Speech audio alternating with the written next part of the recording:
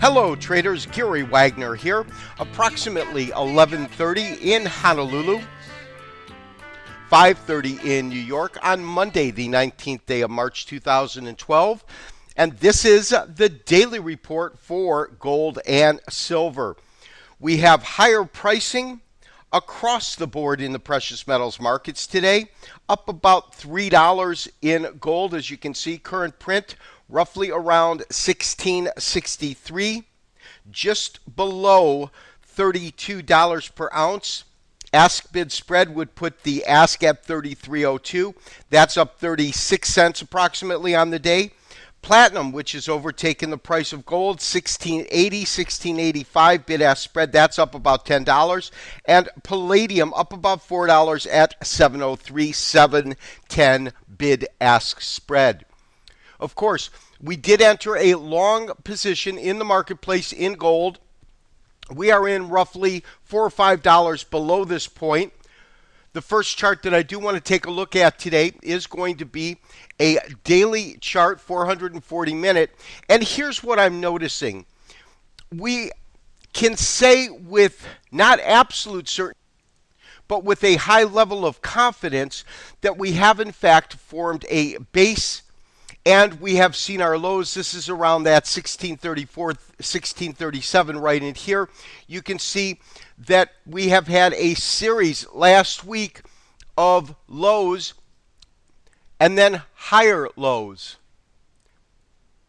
That's indicative of a market forming a base and at the same time finding support in that area. We had a really nice showing when we saw the market break above this 1657. But even though we've had good range today, we've really not seen the market take off solidly to the upside, although it is trading higher on the day. We have seen a fairly sizable range in the gold market over the evening session as well as the morning session this morning. However, when we break it down into half-day candles, this is our Henkin chart. It's a Japanese average chart, 720 minutes. What it represents is each candle is about a half a session or a half a day in the market. You can see two things. The first thing to me that's quite evident is that we have really formed a base or a good level of support in this area.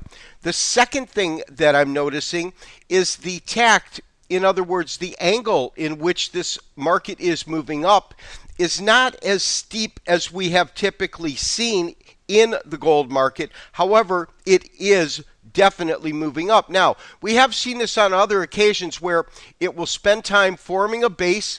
Once it forms a base, it will take off rather slow, and then at some point will really accelerate to the upside.